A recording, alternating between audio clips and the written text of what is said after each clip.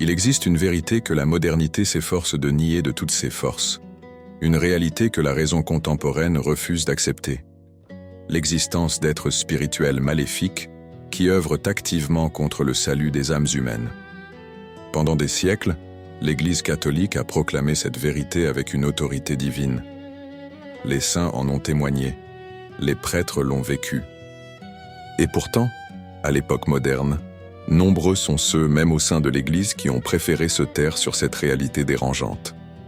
Saint Augustin d'Hippone, qui allait devenir l'un des plus grands intellectuels et théologiens de l'histoire chrétienne, a vécu des expériences qui ont profondément transformé sa conception de la réalité spirituelle. Il ne s'agissait pas de simples spéculations théoriques, ni d'interprétations de textes anciens, mais de rencontres directes, troublantes et indéniables, avec des forces qui transcendaient manifestement le naturel. Ces expériences de possession démoniaque et de combat spirituel invisible ont façonné sa théologie, influencé ses écrits et marqué à jamais sa compréhension de l'âme humaine et du cosmos. Saint Augustin naquit à Tagaste, en Afrique du Nord romaine, en 354. Fils d'un père païen et d'une mère chrétienne fervente nommée Sainte Monique, il vit le jour à une époque de profonde mutation religieuse dans l'histoire de l'Empire romain. Durant sa jeunesse, Augustin fut un homme aux passions tumultueuses, constamment absorbé par ses recherches intellectuelles et menant une vie dissolue, loin de Dieu. Il reconnaît lui-même dans ses confessions avoir vécu en esclave du péché, avoir été dominé par ses désirs charnels et que sa raison, bien que brillante, était entièrement au service de ses appétits inférieurs. Mais en vieillissant et en progressant dans ses études philosophiques, il commença à ressentir un vide intérieur qu'aucune satisfaction matérielle ne pouvait combler. Ses amis l'observaient avec inquiétude. Sa mère priait sans cesse pour sa conversion. Et c'est durant cette période troublée qu'Augustin commença à vivre des phénomènes qu'il ne pouvait expliquer rationnellement. Des sensations de présence maléfique, des rêves troublants qui semblaient plus réels que la réalité éveillée, des pulsions à commettre des actes qui allaient à l'encontre de sa volonté consciente. Si vous prenez conscience de l'existence d'une réalité spirituelle bien plus profonde que ce que la plupart des gens admettent, si vous souhaitez véritablement comprendre la nature de la guerre invisible qui imprègne notre existence, abonnez-vous à notre chaîne dès maintenant. Votre abonnement nous permet de partager les vérités que les saints connaissaient, les réalités que la modernité tente d'occulter. Cliquez sur le bouton « S'abonner », activez les notifications et rejoignez-nous dans ce voyage vers une profonde compréhension spirituelle. Le monde a besoin d'entendre ces récits. L'Église a besoin de se souvenir de ces vérités. Dans ses confessions, Augustin décrit le conflit intérieur qui le tourmentait. Il s'écrie « Je ne fais pas le bien que je veux, mais je fais le mal que je ne veux pas ». Ce récit n'est pas une simple expression poétique d'un conflit psychologique ordinaire. C'est le témoignage d'un homme en proie à un véritable combat entre deux volontés. Sa volonté rationnelle, qui aspirait au bien, et une autre force qui le poussait sans cesse au mal. Alors qu'Augustin entamait son cheminement vers une véritable conversion, notamment après sa rencontre avec saint Ambroise, évêque de Milan, il vécut des épisodes de plus en plus troublants. Il rapporta ressentir une présence maléfique et palpable dans sa chambre la nuit. Il décrivait entendre des voix qui n'étaient pas les siennes, murmurant des tentations spécifiques que lui seul connaissait. Il se sentait littéralement possédé par une force extérieure qui s'opposait à sa volonté de servir Dieu et d'embrasser la véritable vie chrétienne. L'un des récits les plus troublants qu'Augustin rapporte dans ses écrits concerne un épisode précis survenu lors de sa visite au tombeau d'un martyr.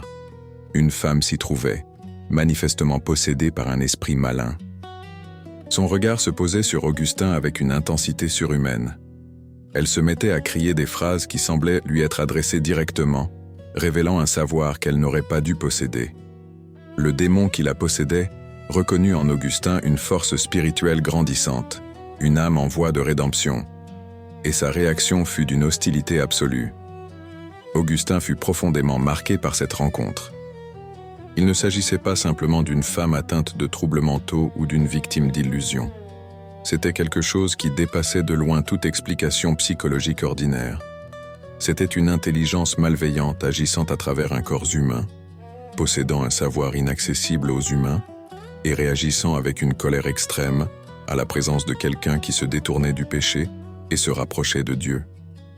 Au fil de son cheminement spirituel, de sa conversion complète au christianisme à son ordination comme prêtre puis évêque, les expériences démoniaques d'Augustin devinrent de plus en plus profondes et complexes. Il ne se contenta pas d'être témoin de possession, mais commença à saisir la subtilité du combat spirituel. Il comprit que le diable n'agit pas seulement par des possessions spectaculaires et des manifestations évidentes, mais aussi par des tentations subtiles, par la corruption progressive des pensées, par l'introduction de fausses philosophies et idéologies qui éloignent les âmes de Dieu. Dans son œuvre monumentale « La Cité de Dieu », écrite après la chute de Rome en 1510, Augustin consacre des passages entiers à la nature des démons et à leur influence sur l'humanité. Il explique que les démons ne sont pas de simples abstractions philosophiques, ni des symboles du mal intérieur. Ce sont des êtres réels, intelligents, malveillants et constamment actifs. Il écrit avec une autorité incontestable : les démons sont des êtres réels dotés d'intelligence et de libre arbitre. Leur seul but est de nous détourner de Dieu et de nous conduire à la damnation éternelle. Augustin comprit par son expérience qu'il existe des hiérarchies de démons, tout comme il en existe chez les anges. Certains sont apparemment plus puissants, plus intelligents et mieux organisés. D'autres sont moins puissants, mais potentiellement plus insidieux dans leur tactique. Il observa que les démons semblent agir de concert, coordonnant leurs attaques contre des âmes particulières, notamment celles qui progressent spirituellement ou qui ont le potentiel de servir Dieu de manière significative. L'un des enseignements les plus profonds d'Augustin à ce sujet repose sur l'idée que le diable connaît nos faiblesses mieux que nous-mêmes. Il connaît nos péchés particuliers, nos tentations les plus probables, nos points faibles émotionnels. Et il œuvre systématiquement à exploiter ces faiblesses. Ce n'est pas le fruit du hasard. C'est une stratégie calculée, menée avec une intelligence véritable. Augustin raconte que, durant ses années d'épiscopat à Hippone, il fut fréquemment appelé à traiter des cas de possession authentique. Contrairement à beaucoup qui considéraient ces phénomènes comme de simples maladies mentales ou de la superstition, Augustin abordait chaque cas avec le discernement de quelqu'un qui avait profondément étudié la nature du démoniaque. Il élabora des critères pour distinguer la possession authentique des troubles psychologiques ordinaires. La véritable possession manifestait une connaissance humainement impossible à acquérir. Elle manifestait une force surhumaine.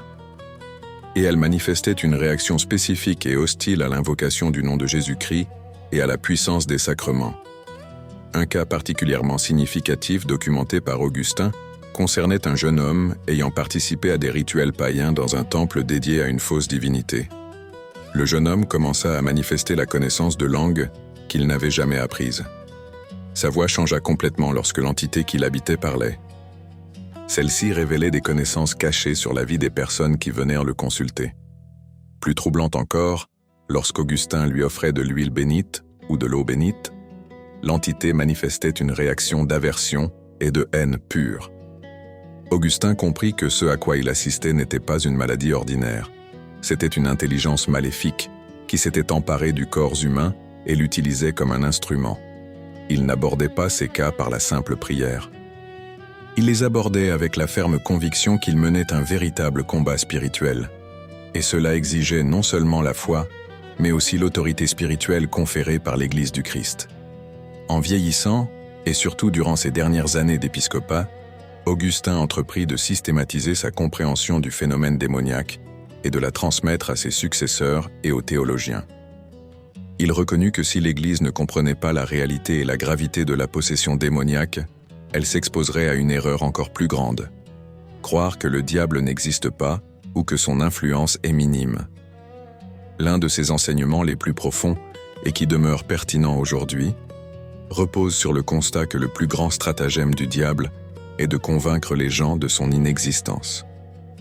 Si l'on ne croit pas en son existence, on ne prend aucune précaution contre ses agissements. Nier son existence, c'est nier la nécessité d'une protection spirituelle. Ainsi, il peut agir librement, sans rencontrer la moindre résistance. Augustin acquit également une compréhension profonde de la manière dont le diable agit en corrompant les structures mêmes du pouvoir et de l'autorité ecclésiastique. Il constata au cours de sa vie que le diable ne s'attaque pas seulement aux âmes individuelles. Il cherche à infiltrer les institutions religieuses, à corrompre les chefs spirituels et à transformer l'Église du Christ en un instrument à son service. Cela l'amena à être particulièrement vigilant quant à l'orthodoxie doctrinale et à l'intégrité morale de ceux qui enseignaient au nom du Christ. Durant ces dernières années, alors que sa santé déclinait et que la mort approchait, Augustin dicta ses dernières réflexions à ses secrétaires. Il revenait fréquemment sur le thème de la réalité authentique du combat spirituel. Il craignait que les générations futures ne négligent ou ne minimisent les vérités qu'il avait apprises par son expérience directe. Il savait qu'il y aurait des périodes dans l'histoire de l'Église où l'existence du diable serait niée, où la possession serait expliquée comme une simple maladie psychologique, où l'Église perdrait sa compréhension des réalités surnaturelles. Mais Augustin a aussi laissé un héritage clair. La victoire finale appartient au Christ. Bien que le diable soit réel et dangereux, son pouvoir est limité. On peut lui résister par la foi, la prière, une vie sacramentelle authentique et l'obéissance à Dieu. Augustin avait fait l'expérience de la transformation personnelle, passant de l'esclavage du péché à la liberté en Christ. Et il comprenait que cette transformation était possible parce que le Christ est infiniment plus puissant que toute force démoniaque. Sa compréhension ultime de la possession démoniaque se résume dans un passage qu'il a écrit spécifiquement pour les générations futures. Le diable est réel, sa méchanceté est authentique, ses attaques sont ciblées et intelligentes, mais le Christ a vaincu le diable, et ceux qui demeurent en Christ participent à cette victoire. La possession est possible. La tentation est constante, mais la puissance de Dieu est toujours supérieure, toujours disponible, toujours capable de nous libérer.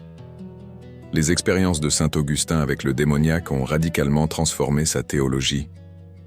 Il lui était désormais impossible de parler de Dieu de manière purement abstraite ou intellectuelle. Sa foi avait été mise à l'épreuve, révélée par des rencontres directes avec des forces qui transcendaient clairement le naturel. Sa conception du salut est devenue beaucoup plus concrète. Il ne s'agissait plus seulement du pardon des péchés ou d'une purification morale ordinaire, mais d'une libération véritable d'un esclavage authentique, d'une possession réelle. À sa mort en 431, à l'âge de 77 ans, Augustin laissa derrière lui une conception de la réalité spirituelle qui allait façonner la pensée chrétienne pendant des siècles. Ses écrits sur les démons et la possession devinrent des textes de référence pour toute l'Église. Les exorcistes qui lui succédèrent étudièrent Augustin. Les théologiens structurèrent leurs pensées à partir de ses réflexions. Les saints qui lui succédèrent trouvèrent dans ses écrits une confirmation de leurs propres expériences face à la réalité du démoniaque. Mais l'héritage le plus important d'Augustin réside peut-être dans son affirmation que les deux réalités, spirituelle et matérielle, sont également réelles. Il affirme que l'on ne peut vivre une vie de foi authentique si l'on nie la moitié de la réalité créée par Dieu. Il nous faut être vigilants, spirituellement armés et constamment unis à Dieu par la prière et les sacrements, car le combat est bien réel. L'Église moderne hésite souvent à aborder le sujet de la possession démoniaque. Nombre de prêtres ont été formés à considérer ces phénomènes comme des troubles psychologiques. Mais le récent regain d'intérêt de l'Église pour une véritable compréhension de ces phénomènes, notamment grâce à la formation de prêtres exorcistes, suggère un retour aux vérités enseignées par saint Augustin. Les cas de possession sont en augmentation. Ces situations défient toute explication purement psychologique. Et l'Église est contrainte de faire face à une réalité qu'Augustin n'a jamais niée. Le diable est réel, et le combat spirituel est bien réel. Si vous avez été témoin de phénomènes inexplicables, si vous ressentez la présence du mal dans votre vie, si vous souhaitez mieux comprendre la nature de cette guerre invisible qui imprègne notre existence, alors poursuivez votre lecture. Nous partagerons des récits de saints ayant affronté le démoniaque. Nous verrons comment saint Augustin nous conseillait de nous défendre, et nous comprendrons que la foi n'est pas une simple croyance intellectuelle, C'est une participation à un véritable combat entre les forces du bien et du mal. Que saint Augustin intercède pour nous.